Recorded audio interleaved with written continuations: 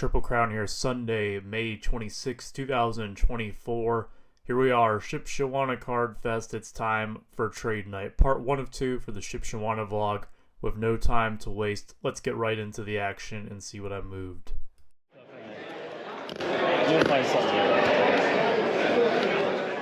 Those first 4 cards I'm showing off actually came over in a trade from Paul, Vintage Sports Shack. If you want to go check out his vlog from night 1 of Shipshewana, he has the details of the trade. I forgot to record it on my end, so I'll defer to him. Link in the description to his vlog down below if you want to see what the terms of our deal were. But I got those 4 slabs back on my end, and that is really the name of the game for me here, is to acquire more cards. Really thinking ahead to the Midwest Monster, not so much acquiring things for tomorrow. I brought plenty with me, and I really don't want to even sell a lot of it tonight. Now, if some of my regulars come up, I will let them look through it, but I want to save it for the actual show, for the people coming up to the actual show on Monday morning / afternoon. I don't feel like I'll get beat down as much on a lot of my stuff then, and really I want to make sure that I have a lot of stuff to actually put out of my cases. I don't want to just go up there with an empty case. And therefore the aim right now is to do a lot of buying and some trading, and you'll see that here throughout the video. One of the nice things as well is that my show started off strong. You see that big brown box off to my right there? That is a big stack of cards that I have already sold in a deal that we worked out early on, and someone is going to come by and pick those up a little bit later, but that's a $2,200 sale to start off the show, and because of that it allows me a little bit more cushion to sit back and try to buy and then help Justin sell some things. You'll see all those cards off to my left. Those are all his. I haven't even put mine out yet. But I'm going to start digging through some boxes that come up to the table, and I pull out that Patrick Mahomes case hit. I'm interested in that. We'll see what else I can find in here and try to work out a deal. There's like no comps on that Mahomes that I could find. Yeah. There's a bunch on all the other players, but not Mahomes. But it is a case hit. That has low pop. You like that? I do like that.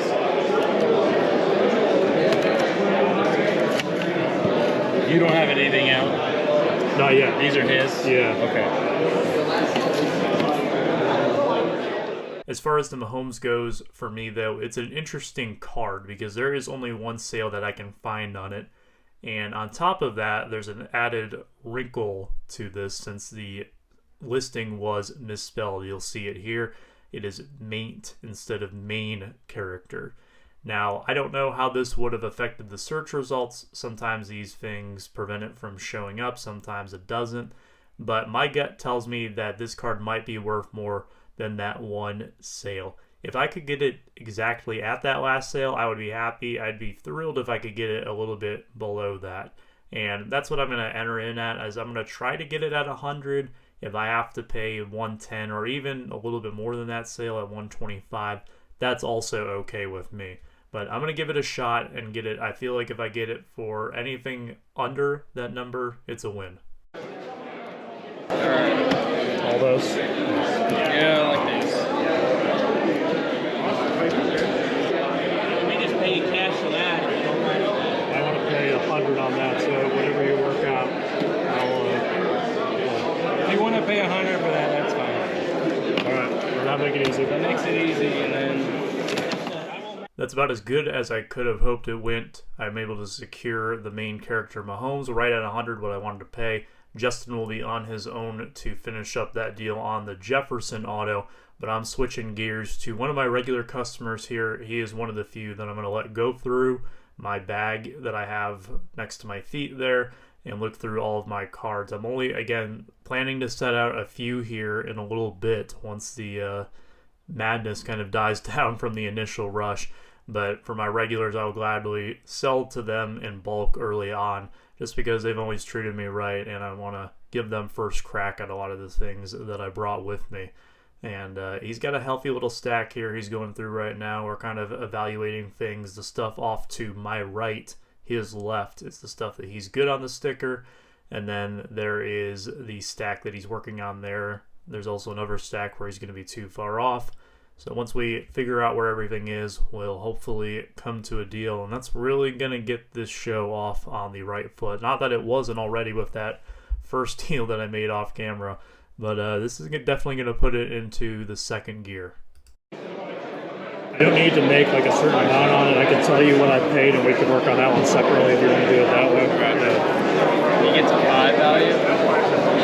I'd want to get 5 out of it. So if I value it at 5, I'd want full rip then. So. All right.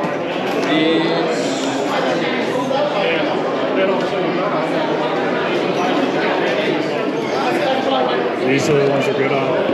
No, these are the ones I was good on. You're passing on these, right? Yeah, Okay.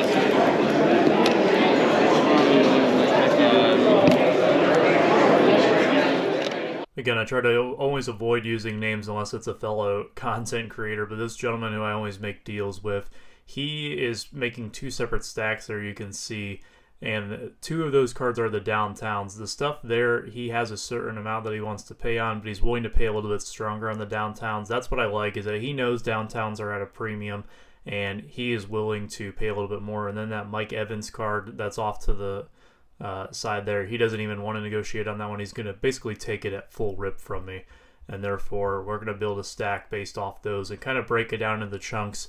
It's one of the things I like, is because not everything I'm willing to give that much of a deal on. I'm willing to concede a little bit more in some areas, certainly not on downtowns. Those things, they sell like hotcakes, as you will see a little bit later on. It's $650. What can you get to on these? Just those.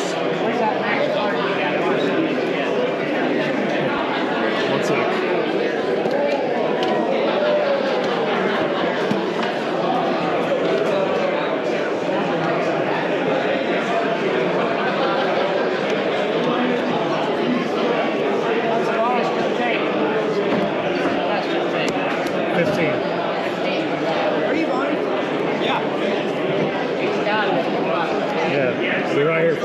Thank you, Paul. I'm sorry, I'm getting distracted here. What? We're off by $10 on these. What are you thinking here? So is this the six here? Okay, so that's 640 or 650. 640. All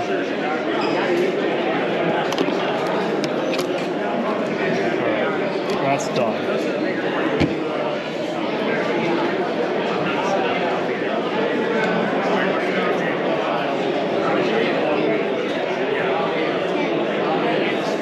$675.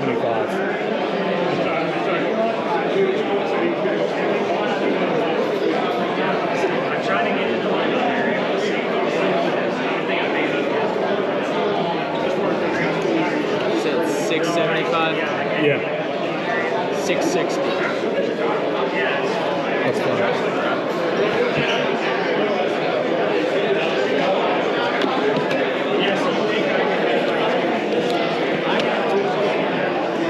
What do you need on this?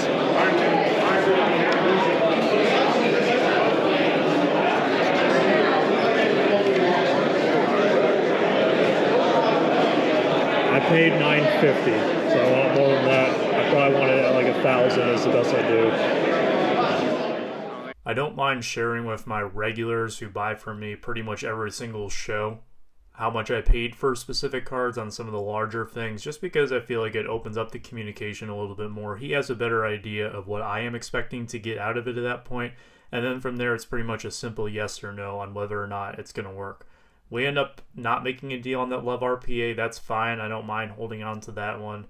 He did buy a big stack for me, though. You can see the 2 downtowns there we made one deal on, and then I'm lumping in that stack off to the left of it here that I'm about to take a picture of. Some people might ask, why do I do this? It is for my records. What I used to do is just try to write everything down really quickly once it's sold. What this allows me to do is to take a picture really quick, hand the cards back, shake hands, send the customer on their way, and then when I get some more free time, I can actually record what I took a photo of. I'll write everything down then and figure out how much I got on each card and update my sheet so that that's all ready to go for when I get home. That's why you'll see me take pictures, and a lot of people are doing the same thing. It's simply a record keeping thing. Some people like to post the deals on their Instagram stories or whatever. I think I may have done that once or twice, but for the most part, it is a clerical thing, and that's really the only purpose of it.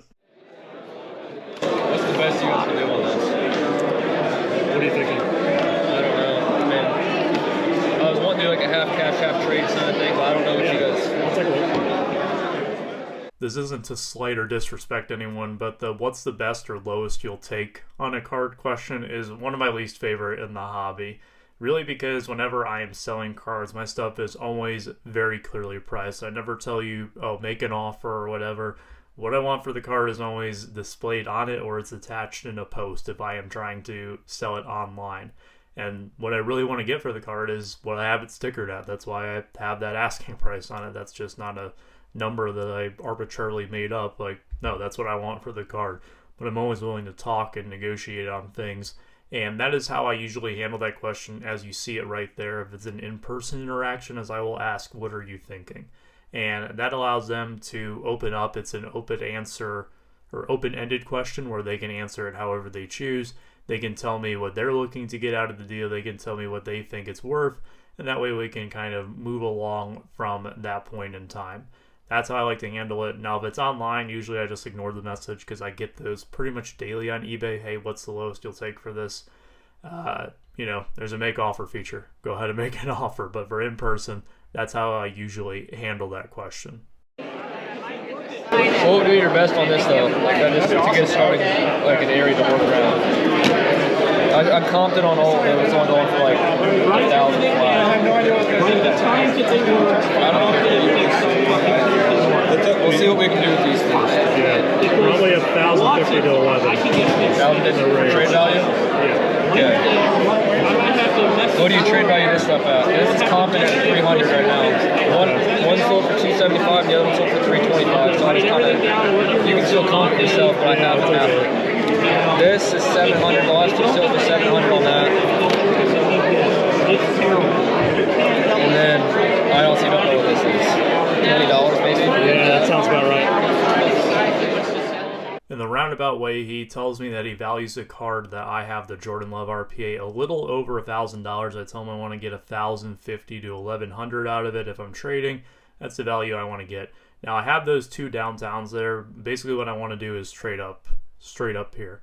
And the reason that would be beneficial for me is because the Love is less of a known quantity. It has a bit of a higher ceiling because, well, there's only 49 of them out there. Mine's one of 49, if that makes a difference to someone. And Jordan Love is a very hot name right now. Whereas the downtowns, they're a little bit more safe. I might not have as high of a ceiling, but I can take a deal that might be a loss and turn it more into a known quantity. And that's what I'm going to aim to do here on the downtowns. I'll make it real easy. I give you this back, 100 cash with these two for that. 100 cash. Basically 3, 7, 11. You take that 100 down to 50? I've always split it at 75. Where is that cash? I don't know. Do you change if we do it? Yeah. Thank you. That's exactly what I was hoping to do on this deal. Now I have gone from being into that Love at $950 to being into those two downtowns at $875, and I value them right around $1,000. I would really have no problem getting $900 for them. I probably wouldn't even have a problem getting $925 for them. And there's a reason that I say that number specifically, as you will find out pretty shortly. But that takes a deal that was more of an unknown, perhaps at a higher ceiling, and I can move it into something that I pretty much know is going to be profitable, and it's going to be profitable very quickly. And the name of the game for me is more so volume rather than sitting on things for a while. There are certain things that I like to hold on to, but there are other times where the volume game makes sense. That's what I'm going for here. And I know the downtowns will be a lot easier for me to move at those prices than it would be to get my number on that Love. They get the card they want, I get the two downtowns, match made in heaven there. Now, what happens after this? Well, I can very briefly narrate it for you. I have someone else come up, try to sell me a card. I set those two downtowns next to me because I'm immediately moving into the next deal, and I'm talking with Justin very briefly as well. and one of my regulars walks by, sees the downtowns, and asks me if those are mine and if they're available for sale. This happens within the span of about 3 minutes, and sure enough, this happens. 150 out of Justin Jefferson, silver, and that. What do you want? 90. Okay. Thank you. 925. That works. Screaming, dude. Now, when I said that the downtowns would be an easier sell than the Jordan Love at those prices, I didn't necessarily think it would be that easy, where literally within minutes, I don't even have the time to write them down on my sheet. They are already sold. And really, you can't ask for much more than that. That deal immediately became profitable, and I'm allowed to move on to the next one. And at this point, really, so much for saving my inventory, because I've sold through quite a few cards, and my sales total for the day is at 47.40. Not exactly what I was thinking was going to happen at trade night, but I will take it where I can get it. Now it's really time for me to go around and start shopping. That's what I'm going to do in this next clip, and I'm going to get a little bit more aggressive with my shopping. I need some volume for the upcoming Midwest Monster, and I see a couple of tables where I try to make a huge bulk deal for most of their cards, if not all of their cards. It doesn't work out. We're a little too far off on numbers, but I'll show you one of the clips here where I do end up buying something from a gentleman who was really cool to work with and really cool to chat with.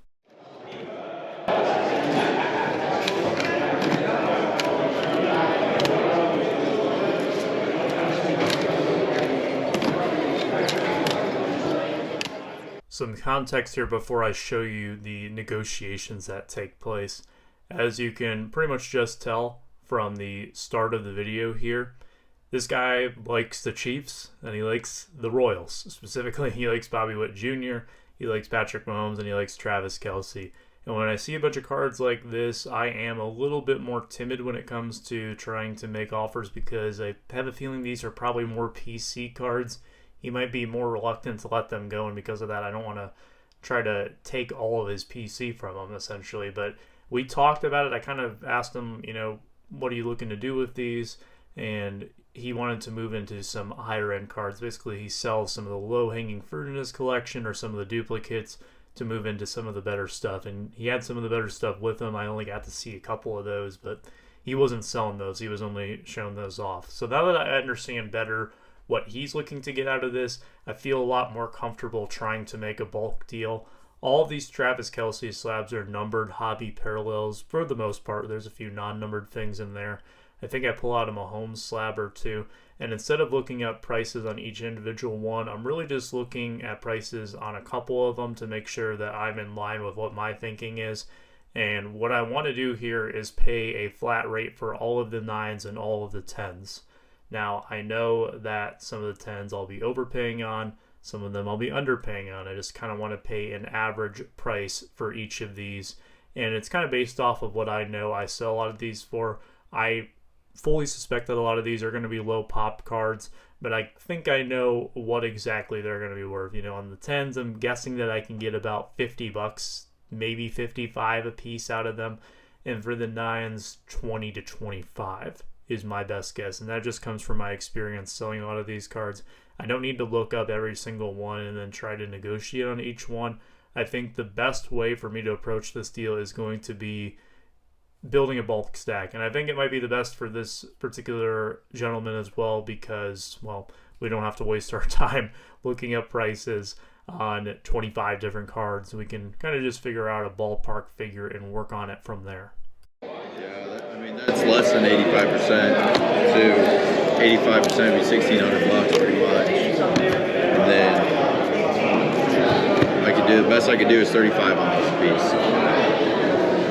I think we just might be too far off. Like, here's what I was seeing on a lot of them here. I just look for different, like, Kelce optic ones. Okay. A lot of them I see are, like, on the high end 75, on the low end 40. Okay. And it's just going to depend on, of course, you know, the color and all that. All right. I didn't look through each of them individually. Yeah.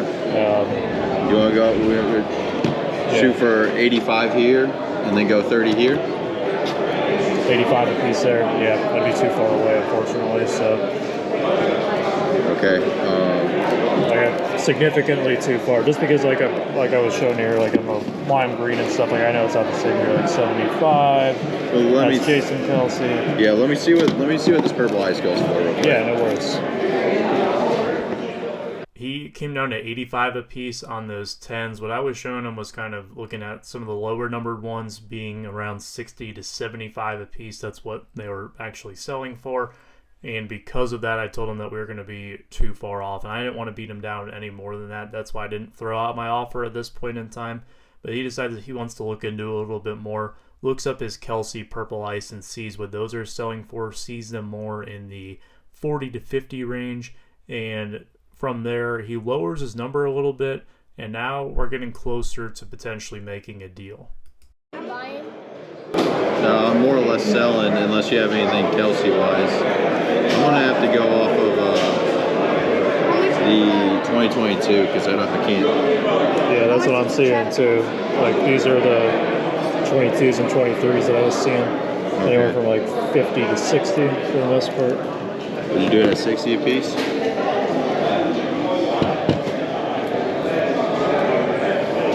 My initial offer was going to be 40. I would go up to like 45 a piece, and then like probably like 20 a piece on these. If you don't want to let it go, I totally understand. It's too hard. Too hard unless you want to do individual. We can find individual ones. I know pretty invested in them. I could tell. Yeah, I mean. No, all my bigger cards are obviously him. Right. It'd be hard to go that low. On both stacks, or just like, are you off on both of them there, where like 45 doesn't work there and 20 doesn't work there? Or the lowest I can go is like 30 because you think about I had to pay initially to grade it too. So. Yeah. Okay. Let's forget about the 9s then for now. Okay. No, that's fine.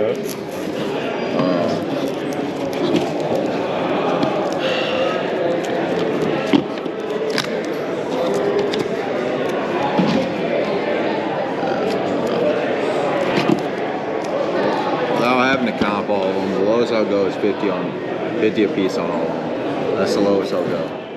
I know I'm talking over this part of the video, but you can probably tell just from me shuffling through this stack over and over that I am really contemplating taking this at 50, even though I was going to be uncomfortable even paying 45 a piece on them. But I end up showing some restraint. I was just an eager beaver at this point in time to buy some cards, and I really got attached to this Kelsey color before it was even mine. And I can tell that he's not necessarily looking to move all these at once. I think he would more so like to move maybe a couple here and there to help fund some larger PC cards. And it just wouldn't really make sense for him to move them all from me when maybe he can sell a couple of them at a premium, get what he wants, put him back into some nicer Kelseys for his collection. And really that's the best of both worlds for him. And maybe even ideally just sell the duplicates that he brought with him. Because of that, we don't end up working a deal on those, but I did set aside a couple of Bobby Witts and a really cool Kelsey patch card that we're going to shake hands on, and I'll show you that here right now. Do that. We can hold those off. Yeah, I'll do 280 on this. Right. I appreciate it, man. Yeah, no worries. Thank you for working with me. There's 2.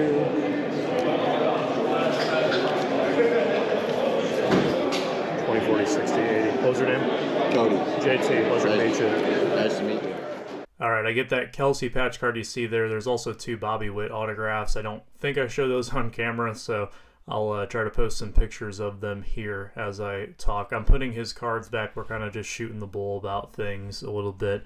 But that is going to wrap it up for me for the trade night vlog. To say it was a huge success might be an understatement. I sold a lot more than I anticipated on, and I was able to pick up a few things. Hopefully tomorrow I can do a little bit more buying from behind the table and possibly sell off a few more things. I didn't really move any of my baseball tonight.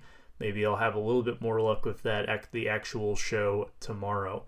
And you'll see that vlog posted on the channel tomorrow as well. So until next time, take care, stay safe, be kind.